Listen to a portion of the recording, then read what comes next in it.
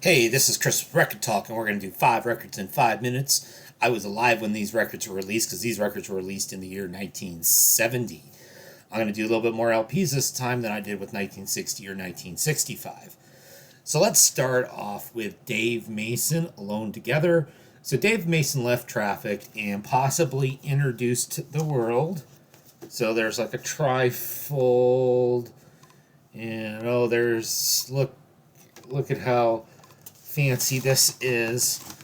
And on the Blue Thumb label, we've got the splattered marbled vinyl. Okay, I don't know if this was the first marbled vinyl or not. Apparently, about 30% of the run came on that rather than the standard black vinyl. You got the fancy trifold featuring the song Only You Know and I Know. So that's Dave Mason. And then while we're talking about good old classic rock stuff, we've got the Who live at Leeds. And then you can see we've got all this crap inside of it. So, oh look, here's the lyrics to My Generation. And here's like some receipts and stuff. So there was a silly scripted sequence on Pawn Stars where the young knuckleheads and the old fart thought that this was a rare, valuable record because it had all these inserts. They were like, ZOMG, this is like Pete Townshend's personal copy with all these contracts and receipts tucked inside of it.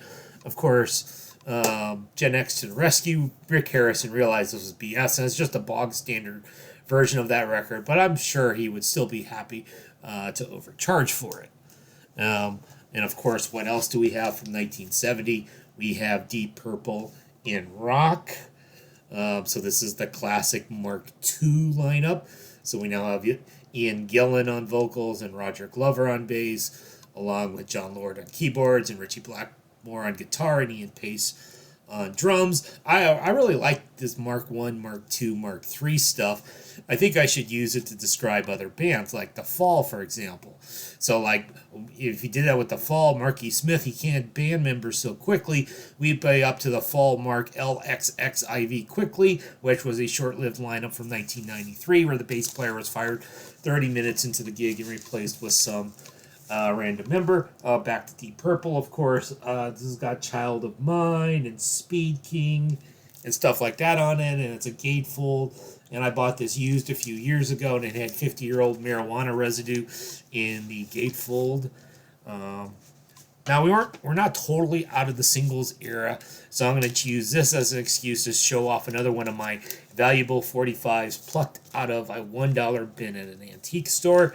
And it's even in the original Decca company sleeve. It's a promo version.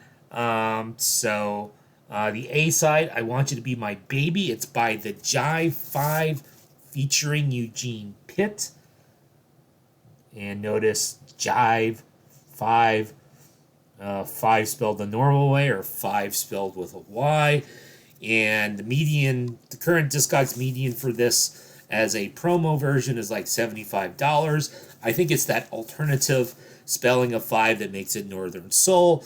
And so the Jive 5 originally, they got it started in like late 50s, early 60s, sort of a doo-wop black vocal group. And they kind of updated their sound to sound more like the sort of soul that you would expect in the late 60s, early 70s. And of course, we've got the Queen of Soul. We've got Aretha Franklin with her album Spirit in the Dark on Atlantic Records 1970. This is my only modern reissue in the bunch, unlike Blue Galaxy vinyl. The original ones would have been black, of course. And so Spirit in the Dark, that song featured the Dixie Flyers, which would be a studio band with like Sammy Creason and Jim Dickinson and a bunch of other players. They're on a lot of the Atlantic records from the late 60s, early 70s, sort of Miami-based studio band. And, of course, some of the other songs on this were with the Muscle Shoals rhythm section instead. So that's some good stuff from the year 1970. And I was alive.